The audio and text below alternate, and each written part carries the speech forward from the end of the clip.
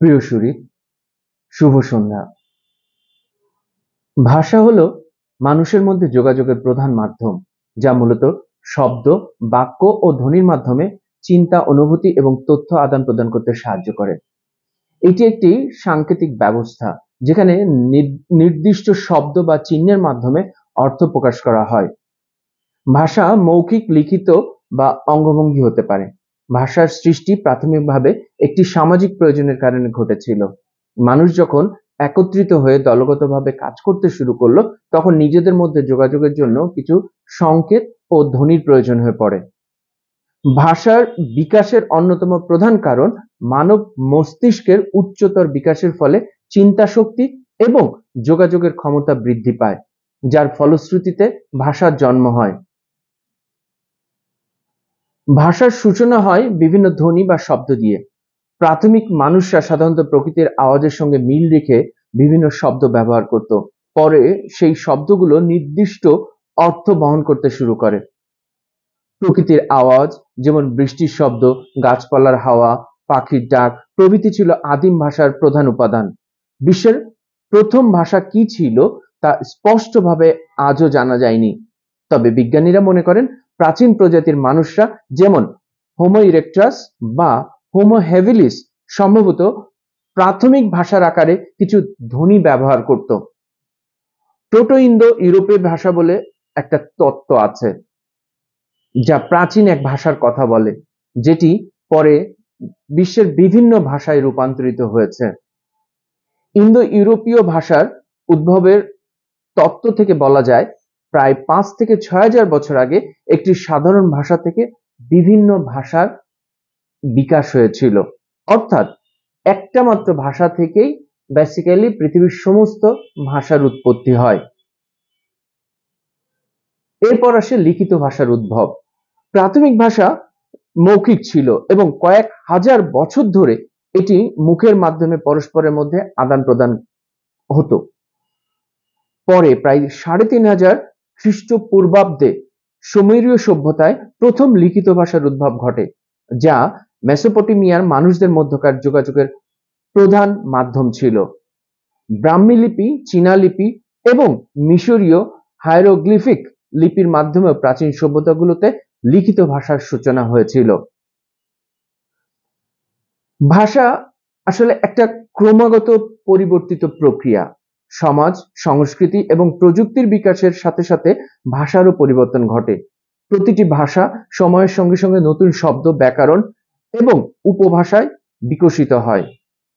ভাষার পরিবর্তনের কারণ হতে পারে বিদেশি ভাষার প্রভাব, রাজনৈতিক পরিবর্তন এবং সামাজিক পরিস্থিতির বিবর্তন। বাংলা ভাষা দীর্ঘ সময় ধরে একটি ক্রমাগত বিবর্তনের মধ্য দিয়ে বিকশিত হয়েছে।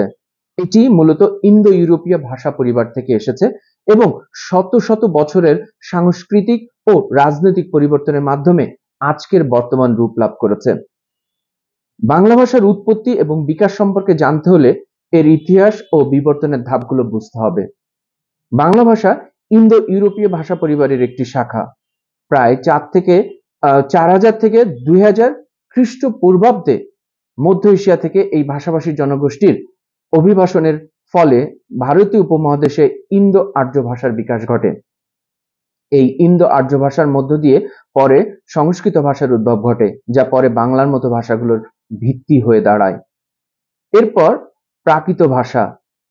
প্রাকৃত ভাষাটা আসলে জনগণের কথ্য ভাষা এবং এরপর আসে পালি ভাষা, যা বৌদ্ধদের ধর্মীয় ভাষা।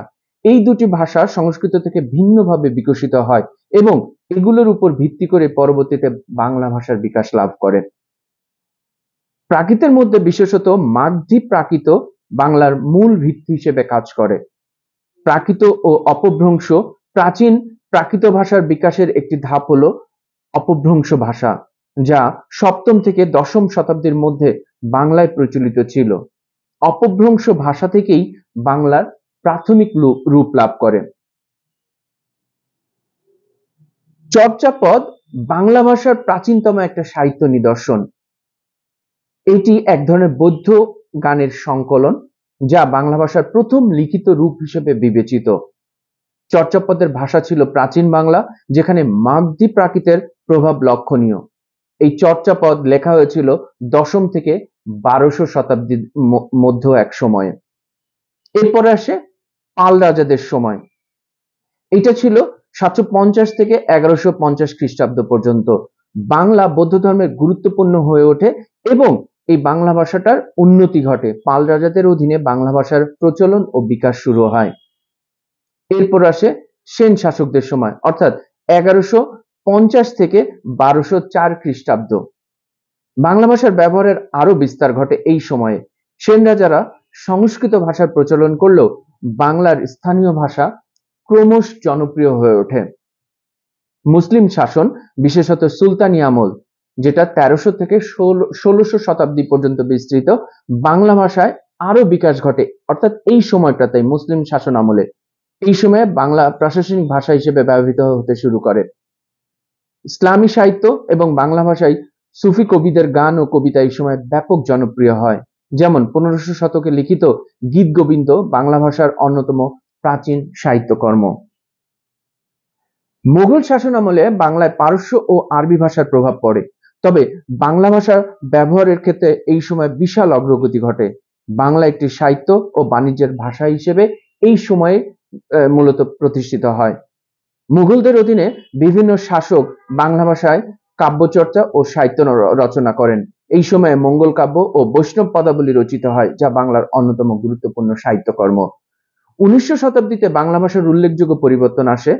ঈশ্বরচন্দ্র বিদ্যাসাগর বাংলা বর্ণমালার সংস্কার করেন এবং বাংলার শিক্ষা ব্যবস্থায় ব্যাপক পরিবর্তন আনেন। প্রিয় সুহৃদ, এবার চলুন আমরা দেখি আমাদের 52 ভাষা আন্দোলনের ইতিহাস। বাংলা ভাষার সমর্থকরা ভারত ভাগের পূর্বেই উর্দুর বিরোধিতা শুরু করেন।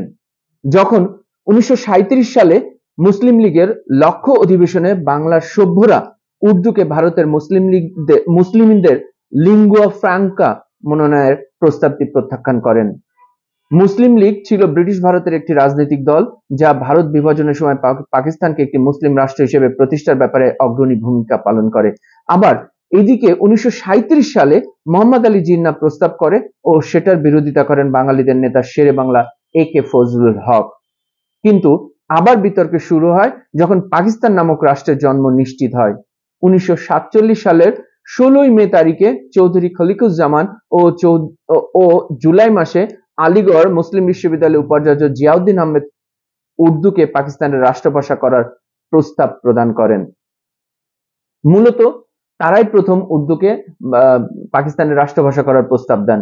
এই প্রস্তাবের বিরুদ্ধে মোহাম্মদ শহীদুল্লাহ এবং মোহাম্মদ এনামুল হক সহ বেশ কয়েকজন বুদ্ধিজীবী প্রবন্ধ লিখে প্রতিবাদ করেন। ওই সময়ে বাংলাকে পাকিস্তানের অন্যতম রাষ্ট্রভাষা এবং পূর্ব পাকিস্তানে শিক্ষার মাধ্যম হিসেবে ব্যবহারের প্রবল দাবি উত্থাপিত হয়। কিন্তু পাকিস্তান পাবলিক সার্ভিস কমিশন বাংলাকে তাদের অনুমোদিত বিষয় তালিকা থেকে বাদ দেয় ও সাথে সাথে মুদ্রা এবং ডাকটিকিট থেকেও বাংলা অক্ষর বিলুপ্ত করে। কেন্দ্রীয় শিক্ষামন্ত্রী ফজলুর রহমান উর্দুকে পাকিস্তানের একমাত্র রাষ্ট্রভাষা বানানোর জন্য ব্যাপক প্রস্তুতি গ্রহণ করেন।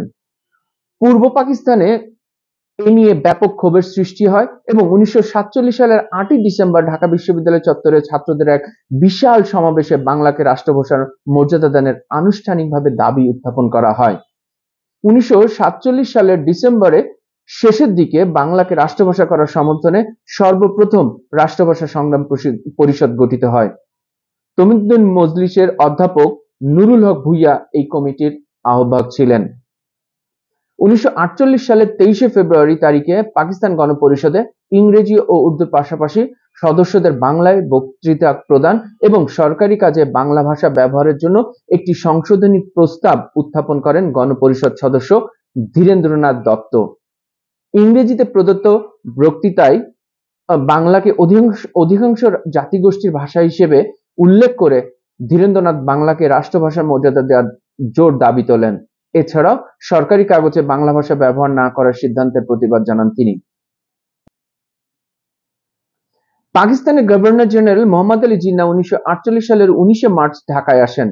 21 মার্চ সরহদী উদ্যানে ঘোষণা দেন উর্দুই হবে পাকিস্তানের একমাত্র রাষ্ট্রভাষা। এরপর 24 মার্চ তিনি ঢাকা বিশ্ববিদ্যালয়ে একই ঘোষণা দিলে ছাত্ররা তার উক্তির চরম প্রতিবাদ করেন। তবে সোহরাওয়ার্দী উদ্যানে এর ব্যতিক্রম হয়নি। ছাত্ররা বাংলাকে রাষ্ট্রভাষা করার জন্য জিন্নাহর নিকট স্মারকলিপি পেশ করেন। 28 মার্চ জিন্নাহ ঢাকা ত্যাগ করেন এবং সেদিন সন্ধ্যায় রেডিওতে দেওয়া ভাষণে তার পূর্বেকার অবস্থানের কথাই পুনর্ব্যক্ত করেন। 1948 সালের 18 নভেম্বর পাকিস্তানের প্রথম প্রধানমন্ত্রী লিয়াকত আলী খান পূর্ব পাকিস্তান সফর করেন। 27 নভেম্বর ঢাকা বিশ্ববিদ্যালয়ের খেলার মাঠে তিনি এক ছাত্র সভায় ভাষণ দেন। ওই সভায় ঢাকা বিশ্ববিদ্যালয়ের কেন্দ্রীয় ছাত্র ইউনিয়নের তরফ থেকে প্রদত্ত মানপত্রে বাংলা ভাষার দাবি পুনরায় উত্থাপন করা হয়, কিন্তু তিনি কোনরূপ মন্তব্য করা থেকে বিরত থাকেন। 17 নভেম্বর তারিখে আতাউর রহমান খানের সভাপতিত্বে অনুষ্ঠিত রাষ্ট্রভাষা কর্ম পরিষদের এক সভায় আজিজ আহমেদ, আবুল কাশেম, শেখ মুজিবুর রহমান, কামরুদ্দিন আহমেদ, আব্দুল মান্নান, তাজউদ্দিন আহমেদ প্রমুখ একটি স্মারকলিপি প্রণয়ন করেন এবং সেটি প্রধানমন্ত্রী লিয়াকত আলী খানের কাছে পাঠানো হয়। প্রধানমন্ত্রী এক্ষেত্রেও কোনো সাড়া দেননি। এরপর 20 ফেব্রুয়ারি সরকার স্থানীয় প্রশাসনের মাধ্যমে 21 ফেব্রুয়ারি থেকে ঢাকায় 1 মাসের জন্য সভা সমাবেশ ও মিছিল নিষিদ্ধ করে 144 ধারা জারি করে। ঢাকা বিশ্ববিদ্যালয়ের ছাত্ররা বিভিন্ন হলে সভা করে 144 ধারা ভঙ্গের সিদ্ধান্ত নেয়। পূর্ব নির্ধারিত কর্মসূচি অনুযায়ী ওই দিন সকাল 9টা থেকে বিভিন্ন শিক্ষা প্রতিষ্ঠানের ছাত্ররা ঢাকা বিশ্ববিদ্যালয় প্রাঙ্গণে এসে জড়ো হয়। তারা 144 ধারা জারির বিপক্ষে স্লোগান দিতে থাকে। কিছু ছাত্র ওই সময় ঢাকা মেডিকেল কলেজের দিকে দৌড়ে চলে গেলেও বাদবাকিরা ঢাকা বিশ্ববিদ্যালয় প্রাঙ্গণে পুলিশ দ্বারা অবরুদ্ধ হয়ে পড়ে এবং পুলিশের আগ্রাসনের বিরুদ্ধে বিক্ষোভ প্রদর্শন করতে থাকে।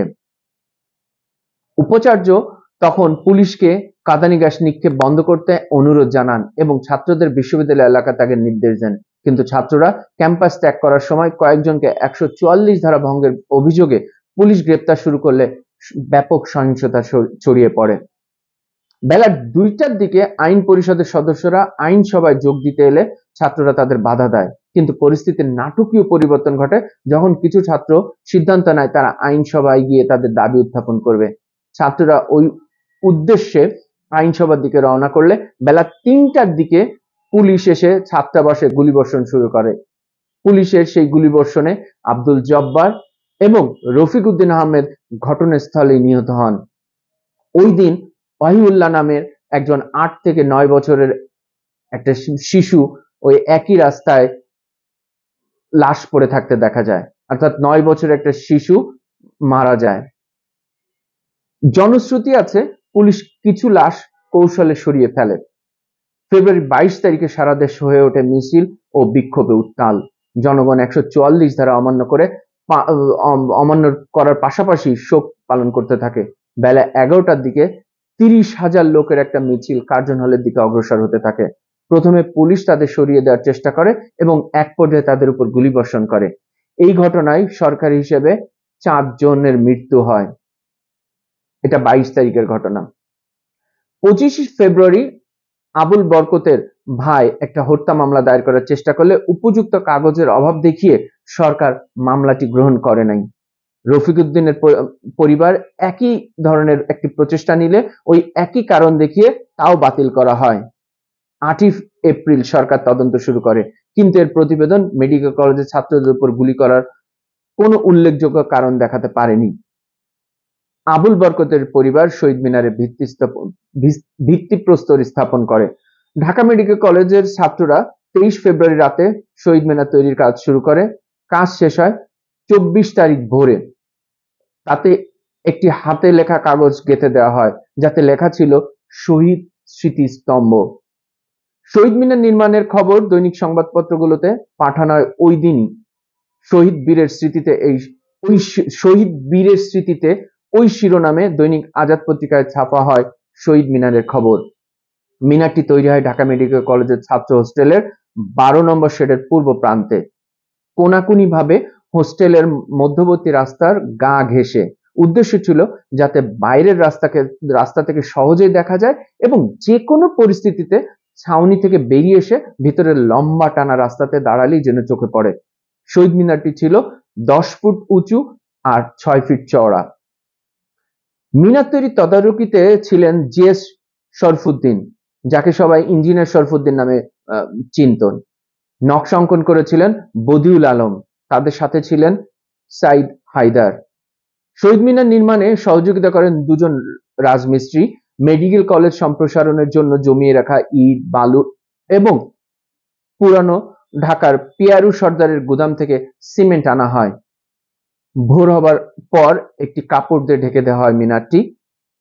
ওই দিনই অর্থাৎ 24 ফেব্রুয়ারি সকালে 22 ফেব্রুয়ারি শহীদ শফিউরের পিতা আনুষ্ঠানিকভাবে শহীদ মিনার উদ্বোধন করেন। 26 ফেব্রুয়ারি সকাল 10টার দিকে শহীদ মিনারে উদ্বোধন করেন দৈনিক আজাদ পত্রিকার সম্পাদক আবুল কালাম শামসুদ্দিন। উদ্বোধনের দিন অর্থাৎ 26 ফেব্রুয়ারি পুলিশ ও পাকিস্তান সেনাবাহিনী মেডিকেলের ছাত্রদের আবাসিক হোস্টেল ঘিরে ফেলে এবং প্রথম শহীদ মিনারটি ভেঙে ফেলা হয়। এরপর ঢাকা কলেজেও একটি শহীদ মিনার তৈরি হয়। এটিও একসময় সরকারের নির্দেশে ভেঙে ফেলা হয়। 1954 সালের 7ই মে মুসলিম লীগের সমর্থনে বাংলাকে রাষ্ট্রীয় ভাষার মর্যাদা দেওয়া হয়। 1956 সালে পাকিস্তানের প্রথম সংবিধান প্রণীত হলে 214 নং অনুচ্ছেদে বাংলা ও উর্দুকে পাকিস্তানের রাষ্ট্রভাষা হিসেবে উল্লেখ করা হয়। অবশেষে বাংলাকে পাকিস্তানের রাষ্ট্রভাষার স্বীকৃতি দেওয়ার পর 1957 সালে সরকারিভাবে কেন্দ্রীয় শহীদ মিনারের কাজ শুরু হয়। ঢাকা বিশ্ববিদ্যালয়ের উপাচার্য অধ্যাপক ডক্টর মাহমুদ হোসেনের নেতৃত্বে গঠিত কমিটির তত্ত্বাবধানে 1963 সালে শহীদ মিনারের নির্মাণ কাজ শেষ হয়। 1963 সালের 21শে ফেব্রুয়ারি শহীদ বরকতের মা উক্ত শহীদ মিনারটি উদ্বোধন করেন। পূর্ব পাকিস্তান ছাড়াও ভারতের আসাম রাজ্যে বাংলা ভাষাকে সমমর্যাদা দেওয়ার লক্ষ্যে আন্দোলন হয়েছিল। 1961 সালের 19শে মে শিলচর রেল স্টেশনে বাংলাকে রাষ্ট্রভাষা হিসেবে স্বীকৃতি দেওয়ার জন্য দাবি জানালে পুলিশের গুলিতে ওই দিন 11 বাঙালি শহীদ হন। পরবর্তীতে আসামের বাংলাভাষী লোকসংখ্যা বেশি রয়েছে এমন 3টি জেলাতে বাংলাকে আধা সরকারি ভাষার মর্যাদা দেওয়া হয়েছে।